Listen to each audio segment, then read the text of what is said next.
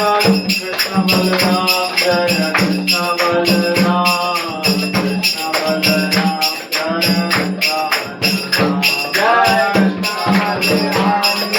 कृष्ण बलराम कृष्ण बलराम जय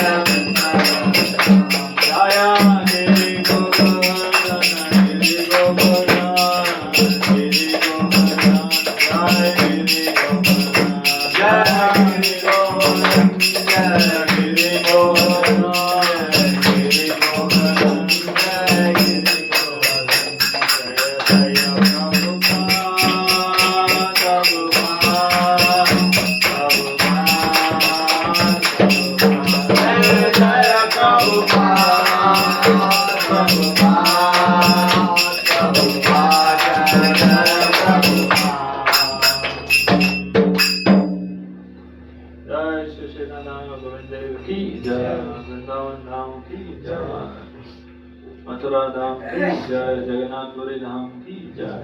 और प्रेमानंद हरे कृष्ण। तो आज हमारे साथ तो जी फर्स्ट टाइम है। उसको बोल दो तो ये दे दीजिए खाना दीजिए।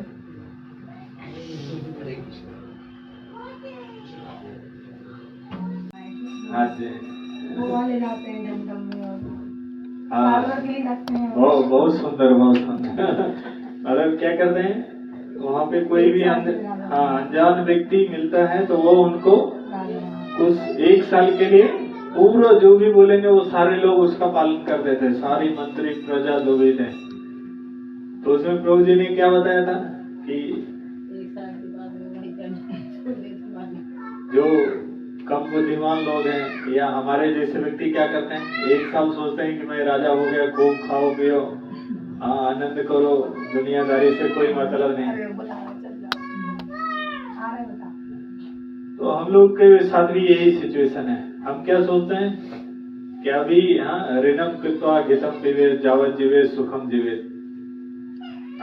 ऋण लेके भी, दूसरे से उधारी लेके भी हमें क्या करना है, घी पीना है। मतलब इसका ये मतलब नहीं है कि हम आज का दिन एकदम पूरा एंजॉय कर रहे हैं और कल का फ्यूचर का कोई मतलब नहीं। तो फिर उसमें क्या बताया प्रभु जी ने कि कोई बुद्धिमान व्यक्ति रहता है तो वो क्या करते हैं, जिस जगह पे जाके वो लोग छोड़ता था, क्या करता था, यहाँ से सारा कुछ भेज के उधर उसने अपनी सारी व्यवस्था बना ली। तो हमें भी अपने जीवन में ये देखना चाहिए कि हम इस संसार में कुछ चीज लेके नहीं आए और कुछ लेके भी नहीं जाएंगे। जब अंत समय में किसी व्यक्ति को लेके जाते हैं तो उनको जो कपड़ा उड़ाते हैं उसमें कोई भी जेब नहीं रहता। वो उस कपड़े में कोई भी जेब नहीं या कोई भी गांठ बंधन का कोई भी चीज नहीं रहता है। जब हम लोग भगवान के मंदिर में अल्टर में विग्रह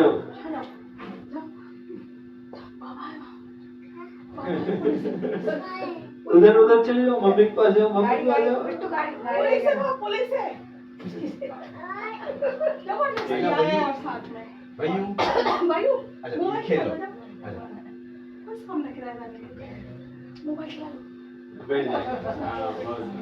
बच्चों को जो मोबाइल चला लो। तो बुद्धिमान व्यक्ति कौन है, जो हमें आज जो चीज हमको प्राप्त हो रहा है हम उसमें देखें कि ये चीजें हमारे शरीर स्वास्थ्य, हमारे मन बुद्धि, ये सब चीजों के लिए ये कितना लाभदायक है, उसके अनुसार हम चीजों को एक्सेप्ट करना चाहिए। जैसे भी ठंड का समय है, अगर बच्चों के हम ध्यान नहीं रखेंगे वो बीमार हो जाएंगे तो बाद में हमें तकलीफ होगा। तो अभी में एक बहुत हमारे साथ में मंदिर में आते हैं तो वो बच्चा बहुत अच्छा है, सभी से बहुत ज्यादा घुला मिला हुआ, लेकिन अभी मैं देखा है वो 2-4 दिन से आ नहीं रहे हैं। तो मैंने उनके पिताजी से पूछा क्या हुआ, वो किधर गया, बोला कुछ नहीं, अभी उसका तबीयत खराब हो गया तो अभी डायरेक्ट वो स्कूल से घर ही जाता है।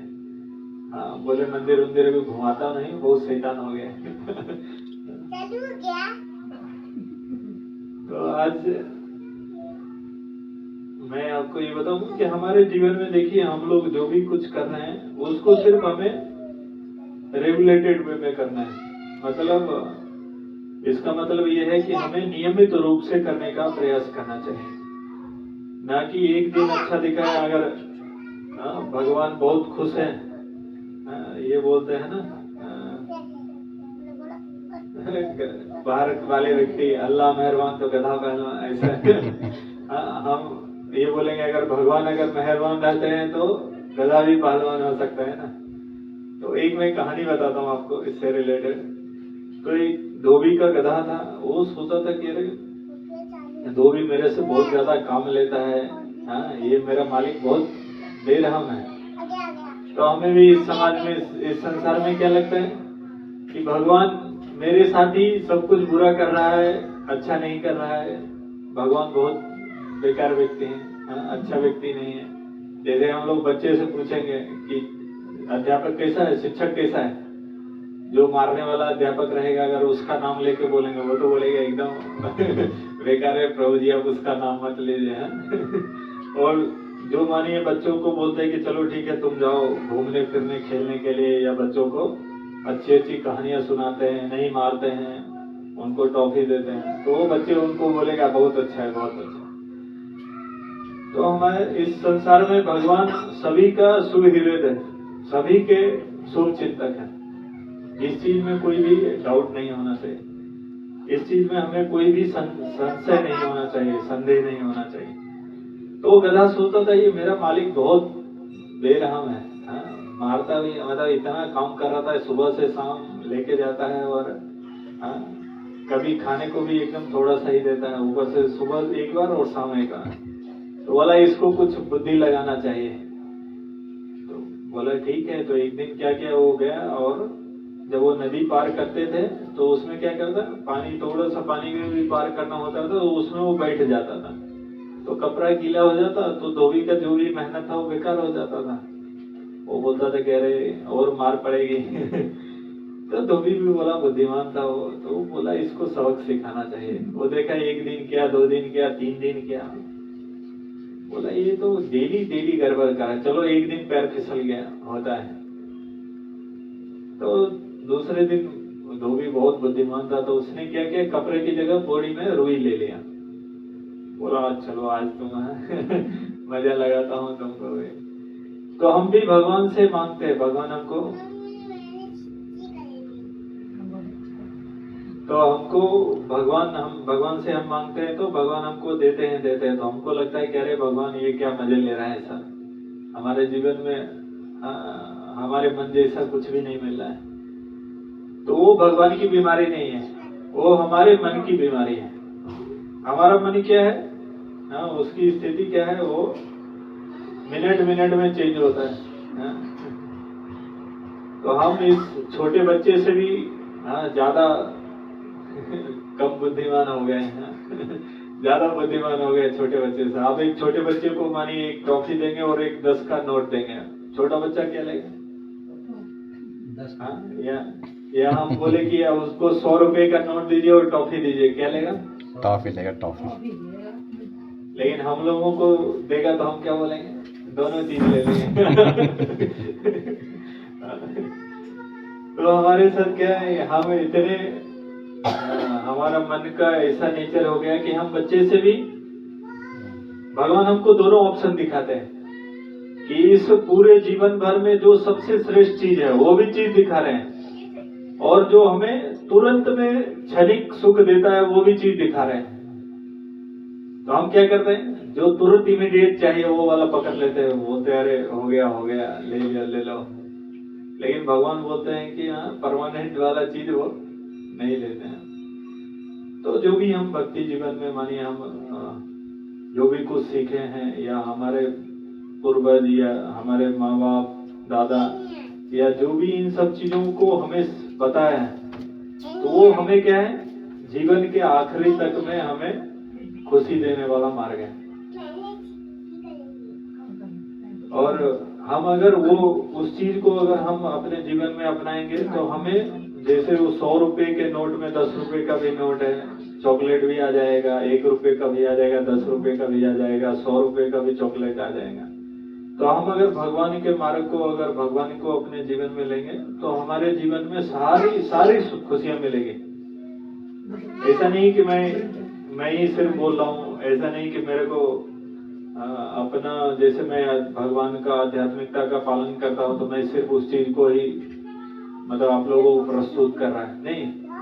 हम इस समाज में इस संसार में जो पूर्णतः शरणागत है भगवान को, चाहे वो घर गृहस्थी वाले हैं, आपके सामने मैंने वो पिछले हफ्ते भी आए, वो भी प्रोफेसर हैं, राधा मोहित श्याम प्रभु को आप लोगों ने इतने अच्छे से जानते हैं, वो भी विदेश में उधर प्रोफेसर हैं, अभी भारत में आके इधर भी अपना पढ़ा रहे हैं और अपना काम गुजारा कर रहे हैं। तो इन सब व्यक्ति को देखने से क्या लगता है कि वो बाहर के कार्य भी अच्छे से कर रहे हैं। और आप मंदिर में डेली सुबह भागवतम भगवान के ऊपर चर्चा होती है, तो उसमें आप देखेंगे कि हम लोग भी, तो हमारे प्रभुपाद जी ने जो ये चीज दिया है कि ऐसा नहीं है कि भगवान को सिर्फ कार्तिक महीने में याद करेंगे या मंगलवार को याद करेंगे, क्योंकि मंगलवार को मंदिर से भक्त लोग आते हैं। ऐसा नहीं है। हमें भगवान को हर एक दिन हर समय याद करना चाहिए। तो एक दिन में हम कितनी बार सांस लेते हैं? 27,000 बार। हमारा एक दिन में इतनी बार हम लोग सांस लेते हैं। और हम लोग जो भगवान का नाम लेते हैं, हरे कृष्ण महामंत्र, तो एक मंत्र में 16 बार भगवान का नाम आता है। गौरी मठ में ये सब में 64 माला, जो 108 वाली मोती रहती है ना, वो 64 बार करते थे लोग डेली। ये नियम था, तभी आपको गुरु दीक्षा मिलेगी। लेकिन प्रभुपाद जी ने देखा अभी के लोग इतने अधम हैं, इतने निकृष्ट व्यक्ति हैं, इतने नीचे गिरे हुए हैं, तो प्रभुपाद जी जस्ट बोले कि चलो ठीक है, तुम लोग सेवा में भी लगे रहो।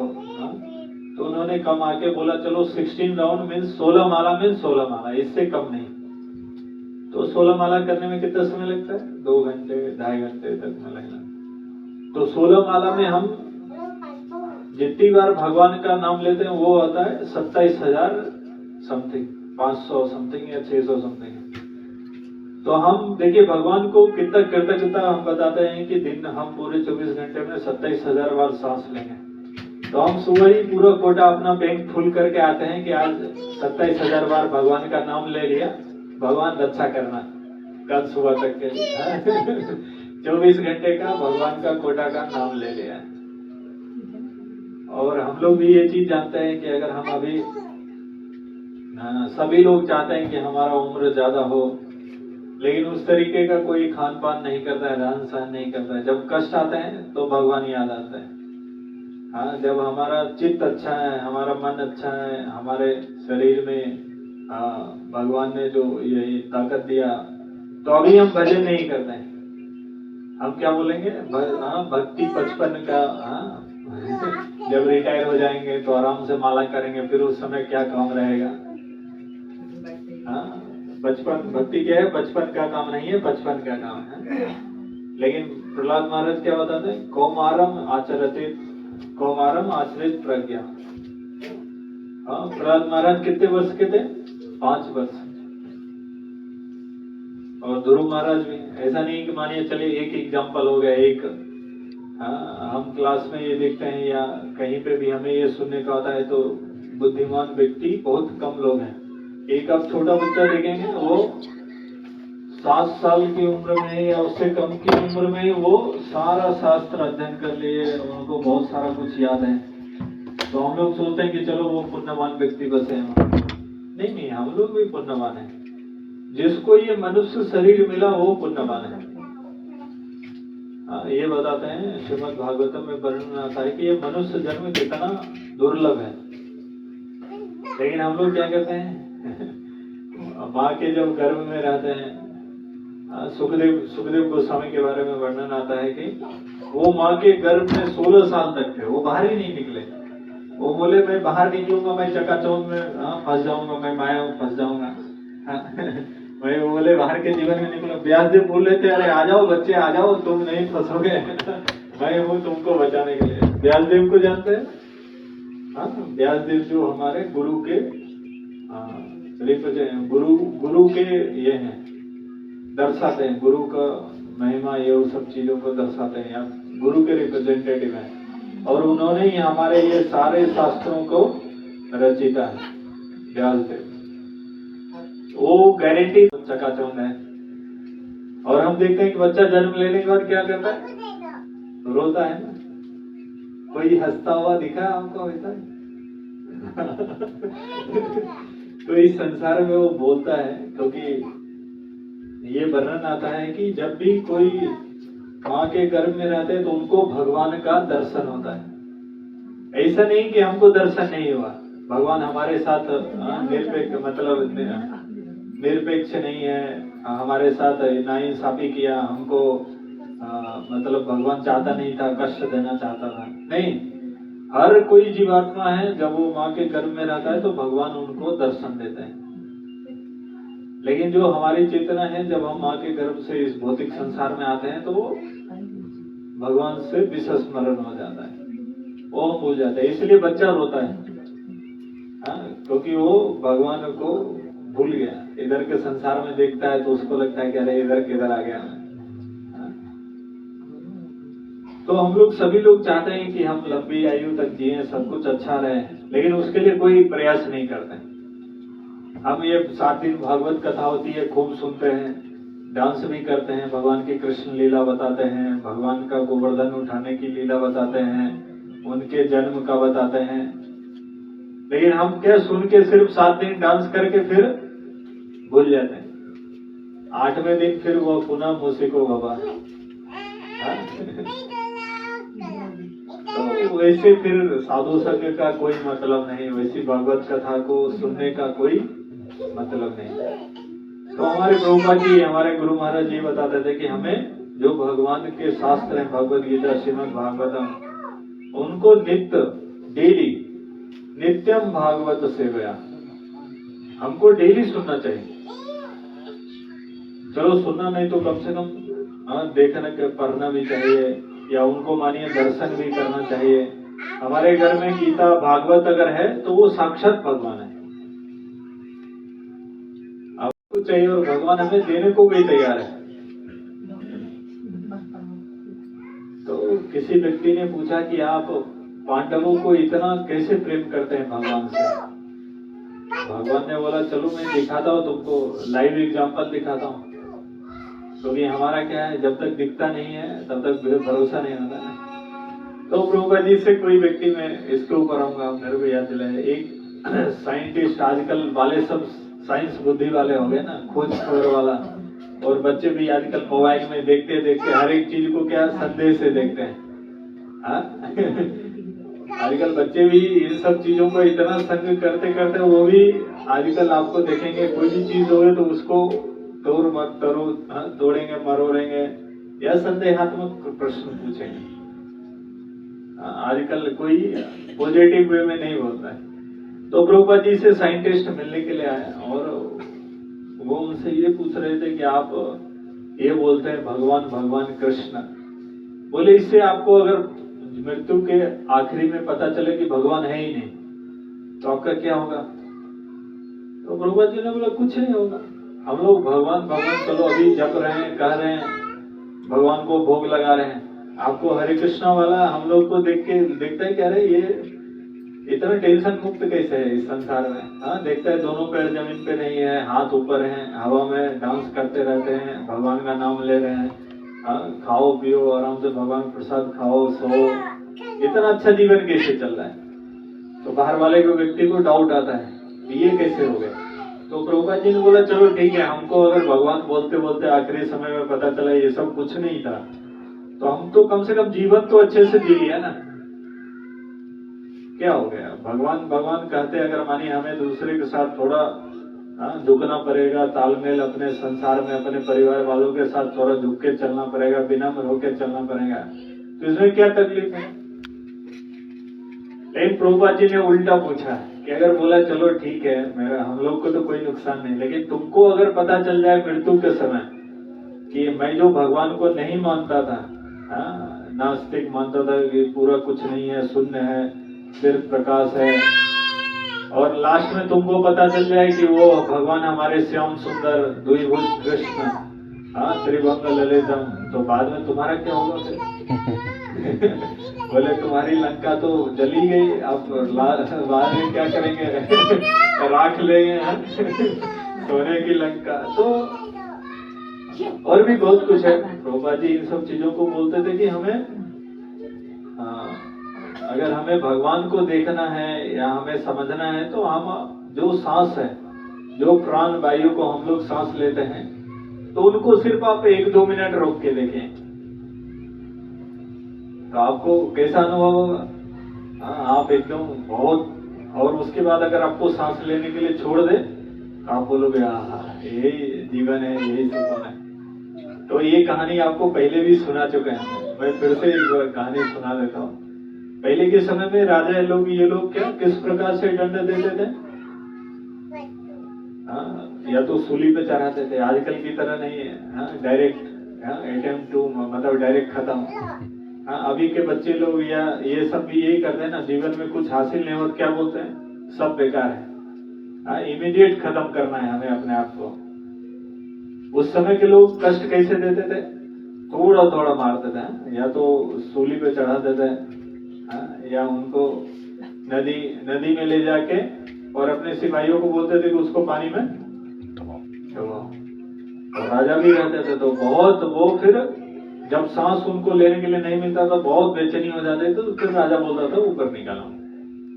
तो राजा जिस समय उनको ऊपर मंत्री लोग निकालते थे, तो वो उस समय लगता था अरे बच गया, राजा बोलता था फिर से डुबाओ। ये कहानी आप लोगों को पहले भी बताई। तो इस संसार में हम क्या है, दुख के समय में भगवान भगवान करते हैं, लेकिन सुख होता है तो हम क्या बोलते हैं? कौन भगवान? मेनली याद करना बहुत मुश्किल हो जाता है। उस समय अपन सोचते हैं कि हमें क्या चाहिए, अपने परिवार, साज सज्जा या इन सब चीजों के बीच में लगे रहते हैं। तो हमारे प्रभुपाद जी से ये चीजें पूछते थे, बर्तन को तो भराना पड़ेगा।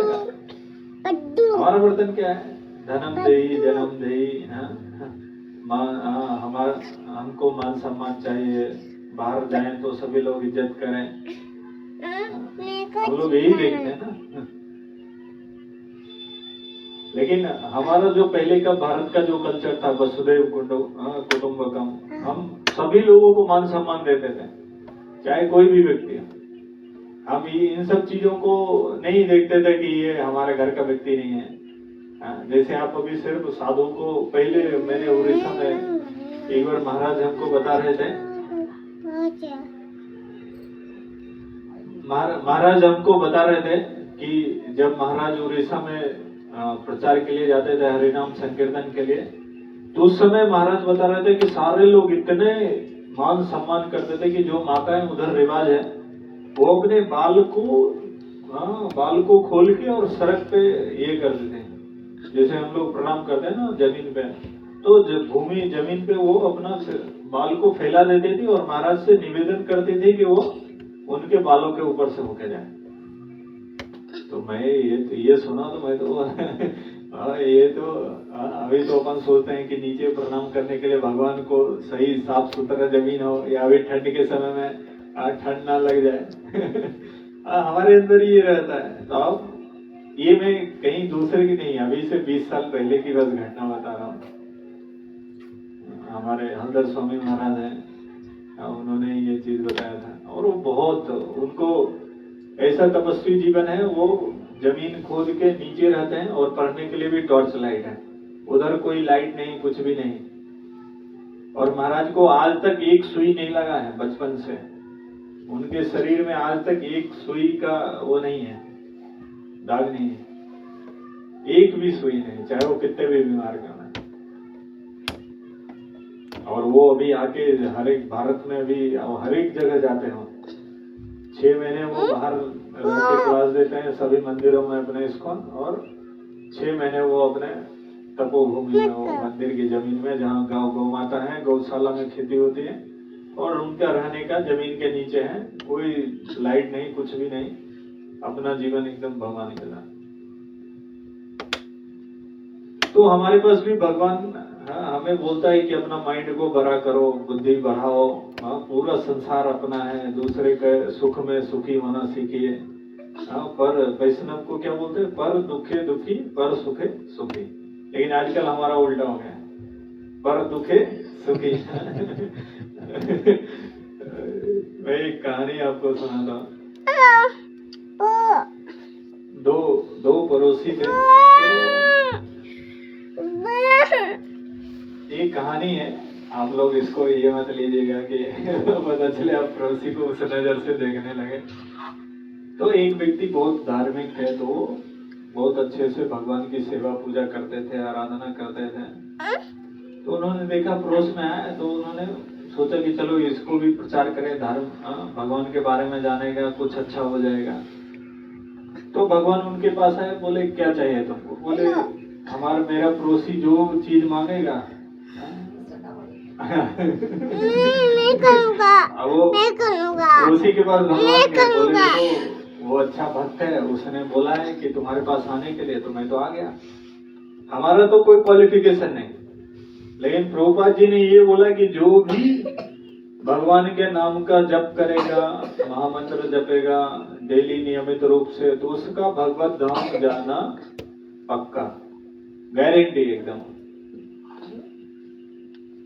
आज ही में कल में पढ़ रहा था प्रभुपाद जी के चरित्र में कि प्रभुपाद जी ने बोला कि जो भगवान के नाम का कीर्तन करता है, जो भी कीर्तन करता है, उसका भगवत धाम गारंटी है। उसको इस संसार में गिरने नाम का, च्युत होने का नाम का नहीं है कुछ भी। भगवान का एक नाम अच्युत भी है, भगवान कृष्ण को अच्युत भी बोलते हैं। वो कभी भी उनका ऐसा नहीं कि हमारे संसार में आज कंपनी में हमको डिमोशन हो गया, प्रमोशन नहीं हुआ, आजकल कंपनी में बहुत सारे लोगों को बाहर निकालना है, बाहर के समाज में ये सब चीजें चल रहा है। और आप लोग हो सकता है नहीं जानते हो, आईटी सेक्टर में तो अभी जो सॉफ्टवेयर वाला काम करते हैं ना, आजकल खटखट जो हम लोग मोबाइल में यूज कर रहे हैं, सॉफ्टवेयर बना रहे हैं, तो उसमें बहुत उथल पुथल चल रहा है। कभी किसी को नीचे कर दिया, कभी किसी को निकाल दिया। तो ये सब कुछ हम देख रहे हैं, सब इस भौतिक संसार में होता है। भगवान के नाम संकीर्तन करने या हम भगवान के सत्संग सुनते हैं, तो उसमें हमारा कभी भी नुकसान नहीं है, कभी भी एक पैसे का नुकसान नहीं। जैसे अब अभी के समय में मानिए कोई डॉक्टर है, कोई बीएड किया, कोई 10वीं क्लास किया, या कोई इंजीनियरिंग किया, या कोई ITI किया, लेकिन दूसरे जन्म मिलेगा तो फिर से क्या होगा? ये बच्चे की तरह ही ABCD पढ़ना पड़ेगा। लेकिन आध्यात्मिकता में ऐसा नहीं। आध्यात्मिकता में हम इस जन्म में जहाँ तक भगवान को प्राप्त कर लिया है, जहाँ तक हमने प्रयास किया, अभी गति ऊपर ही होती है। हम इस संसार में देखते देखते लोग ऊपर से नीचे गिरता है, तो हमें लगता है कि सब चीजों में नीचे गिरने वाला ही मतलब कार्य होगा, नहीं। लेकिन आध्यात्मिकता में कोई भी चीज नीचे गिरने वाला नहीं है। और ये प्रभुपाद जी बोल रहे थे कि जो भी भगवान के नाम का कीर्तन करता है, उसका भगवान के घर जाना गारंटी है, गारंटी, मतलब उसके लिए कोई बोले संदेह नहीं। लेकिन अब इसमें एक चीज आता है कि जिसका जितना विश्वास है उसको उतना मिलेगा। तो हमारे पास भगवान ने मानिए बहुमूल्य चीज दे दिया, लेकिन हम उसको पहचान नहीं पाते। आप देखिए, हीरा क्या कोयले की खाद्यान्न में होता है, लेकिन वो शुरू में देखने में क्या लगेगा, नॉर्मल पत्थर है। उसको शेप नहीं रहता है ना हीरे का, तो वो लगता है नॉर्मल पत्थर है। अनजान व्यक्ति तो उसको, जिसको परख नहीं है वो तो ऐसे छोड़ देगा या कुछ, लेकिन जिसको पता है क्या है, जो उसके क्वालिटी को जानता है, वो उसको तराश के हीरा बनाते हैं। तो एक बार भगवान अपने नित्य लीला उधर लक्ष्मी जी के साथ बैठे हुए थे वैकुंठ में, हंस रहे थे। लक्ष्मी जी और परेशान, बोले अरे स्वामी और आप हंस के मजे ले रहे हो, मेरा झुकना ही पड़ेगा। तो इसलिए भगवान बोले चलो ठीक है, तुमको देना है तो मैं भी देखता हूँ कि उसको अगर कितना होल्ड कर सकता है, कितना मिलेगा। पापा कब मिले तो वो सुबह सुबह जा रहा था तो उनको क्या एक पूरा बैग से भरा हुआ पत्थर जैसा उसको लगा, तो वो बैग मिला और वो नदी किनारे जा रहा था घूमने के लिए सुबह सुबह। तो उसको पूरा लक्ष्मी जी ने बंदोबस्त करके वो पूरा बैग भरा पत्थर मिल गया। अब वो पत्थर को क्या कर रहा था, नदी में पत्थर समझ के उसको फेंकता जा रहा था। भगवान भी हंस रहे और हंस रहे, लक्ष्मी देवी और गुस्सा हो रही, करे ये क्या बेवकूफ जैसा है, मैं इसको पूरा रत्न से भरा बैग दिया, ये तो पत्थर समझ के फेंक रहा है पानी में। भगवान ने बोला कि उसका भी समय नहीं था। भगवान ने बोला चलो ठीक है, अब तो आप चाह रहे हो, भक्त चाह रहे हैं, तो चलो ठीक है उसको। तब जब वो बैग का आखिरी बचा तो वो फेंकने से पहले बोला कि अरे मैं इतना फेंक रहा हूँ, कम से कम देख तो रख लेता है एक दो। भगवान ने बुद्धि दिया कि चलो एक दो रख लो। देखा तो अब तो ये आखिरी है, अब दूसरा कहाँ से लाएगा। तो जब रख लिया और कुछ समय के बाद सूर्योदय होने के बाद जब वो देखा तो अरे बोला, उसको और पछतावा होने लगा, अरे मैंने वो पूरा बैग भर का जो बहुमूल्य चीजें थी वो तो मैं फेंक दिया, एक बच गया। तो ये इसलिए बताते हैं कि मानिए अगर हमें भक्त लोग चाहेगा कि हमारे जीवन में खुशी आए तो भगवान इमीडिएट बंदोबस्त होगा। लेकिन अगर भक्त नहीं चाहेगा तो इस संसार में आप कितना भी प्रयास कर लीजिए, बहुत मुश्किल है, आपको नहीं मिल सकता। ठीक है, तो आज तो जब भगवान उनसे जाते हैं उनको सहस्त्र बाहु को मारने के लिए, तो शिव जी सामने आ गए। तो शिव जी ने उनको दोनों आमने सामने से सच चलता है, तो इधर से इन्होंने बहुत हीट करने वाला शिव ज्वर शिव जी ने छोड़ा, तो भगवान ने नारायण अस्त्र छोड़ा जो एकदम ठंडा बर्फ जैसा है। तो शिव जी जैसे नारायण अस्त्र छोड़े तो वो उनको सम्मान के लिए, उनको ऐसे होने वाला कुछ नहीं था शिव जी को, लेकिन वो जैसे ही नीचे झुके भगवान ने फटाक से जो सहस्त्र बाहु था उसकी सारी भुजाएं काट के सिर्फ दो छोड़ दिया। तो जिस समय उसकी सारी भुजाएं कट रही थी, शिव जी बोले अरे भगवान ये क्या किया, आप तो मार दोगे तो मेरा वरदान का तो, मेरी गारंटी का तो एक्सपायर हो जाएगा। तो शिव जी चिंतित बोले नहीं मैं मारूंगा नहीं, बोले इसको सुंदर दो भुजा करके छोड़ दूंगा। तो फिर वो भगवान के भक्त हो गए। तो हमें ये प्रयास करना चाहिए कि हमारे भी जो इच्छाएं हैं वो क्या है, हमारे भुजाएं हैं। हमें जितनी इच्छाएं आती है उतना हमारे शरीर में हमें कार्य करने के लिए प्रेरित करता है, लेकिन हमको अपने को क्या दो भुजाओं में सीमित रखना पड़ेगा। नहीं तो उनका उद्धार भी राम भगवान ने किया था। हाँ जी, राम भगवान ने मतलब उनका वो दे दिया था, उनको श्राप मिला।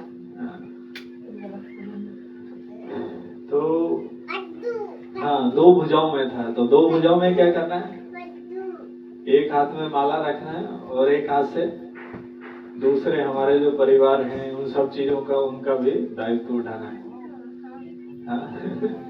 ठीक है, तो आज हरे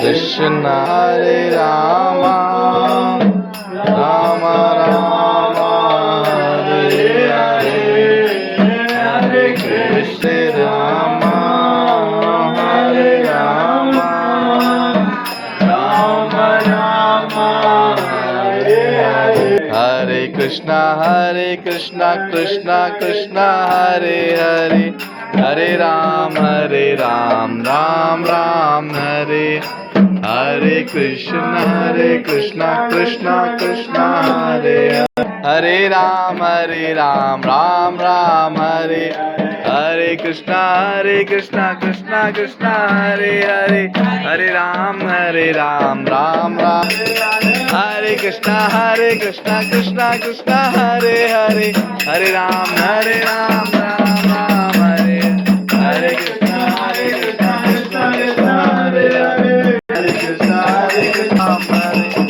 Hare Krishna Ram Ram Hare Krishna Krishna Krishna Hare Hare Hare Ram Ram Hare Krishna Krishna Krishna Hare Hare Hare Ram Ram Hare Hare Hare Krishna Krishna Krishna Hare Hare Hare Ram Hare Krishna Krishna Krishna Hare Hare Hare Ram Hare Hare Hare Krishna Hare Ram Ram Hare Hare Hare Krishna Krishna Krishna Hare Hare Hare Ram Ram Hare Hare Krishna Krishna Krishna Hare Hare Hare Ram Ram Krishna Hare Hare Hare Ram Ram Hare Hare Krishna Krishna Krishna Hare Hare Hare Ram Ram Hare Krishna Hare Hare Hare Ram Ram Hare Hare Krishna Krishna Krishna Hare Hare Hare Ram